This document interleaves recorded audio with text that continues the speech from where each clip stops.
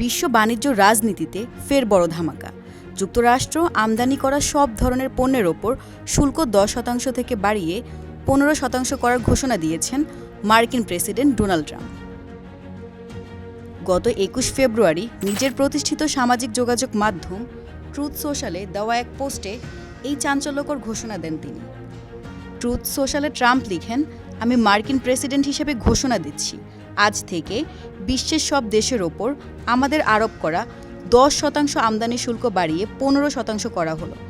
অনেক দেশ বছরের পর বছর ধরে যুক্তরাষ্ট্রকে ঠকিয়ে আসছিল এবং এর কোনো বিচার হচ্ছিল না যতক্ষণ না আমি ক্ষমতায় এসেছি। এখন থেকে আইন মেনেই তাদের ওপর এই বাড়তি কর কার্যকর হবে।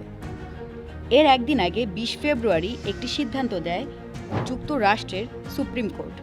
আদালত ট্রাম্প প্রশাসনের উচ্চ হারে পাল্টা শুল্ক আরোপের পদক্ষেপ বাতিল করে রায় দেয়, যেখানে বলা হয় অর্থনৈতিক জরুরি অবস্থা সংক্রান্ত আইনের অপব্যবহার হয়েছে। 6 বিচারপতি রায়ের পক্ষে এবং 3 জন বিপক্ষে ছিলেন। সুপ্রিম কোর্ট স্পষ্টভাবে জানায় 1977 সালের এই আইনের আওতায় প্রেসিডেন্ট এককভাবে বৈশ্বিক শুল্ক নির্ধারণ করতে পারেন না। এই রায় যুক্তরাষ্ট্রের বাণিজ্য নীতিতে বড় ধরনের প্রশ্ন তুলেছে। আদালতের এই সিদ্ধান্তে তীব্র ক্ষোভ প্রকাশ করেন ট্রাম্প। তিনি অভিযোগ করেন বিচারপতিরা বৈদেশিক স্বার্থ রক্ষা করেছেন, এমনকি তিনি এই রায়কে জাতির জন্য অসম্মানজনক বলেও আখ্যা দেন। কিন্তু এখানেই শেষ নয়। আদালতের রায়ের কয়েক ঘন্টার মধ্যেই হোয়াইট হাউস থেকে নতুন ঘোষণা দেয় ট্রাম্প। তিনি সব দেশের ওপর 10% নতুন শুল্ক আরোপ করেন। পরে 21 ফেব্রুয়ারি সেটি বাড়িয়ে 15% করা হয়। এই সিদ্ধান্ত নেওয়া হয়েছে যুক্তরাষ্ট্রের বাণিজ্য আইনের একটি ধারা সেকশন 2 এর আওতায়।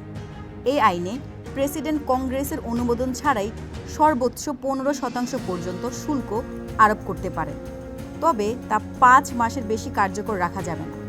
5 মাস পর শুল্ক বাড়াতে চাইলে কংগ্রেসের অনুমোদন প্রয়োজন হবে।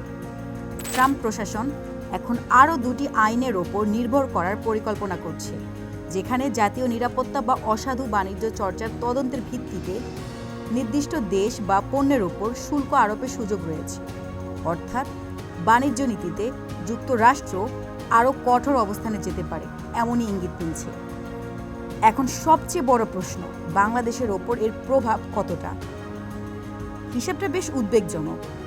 আগে থেকেই বাংলাদেশি পণ্যের ওপর 15% শুল্ক ছিল, যার সাথে 19% পাল্টা শুল্ক যুক্ত হয়ে মোট হার দাঁড়িয়েছিল 34%।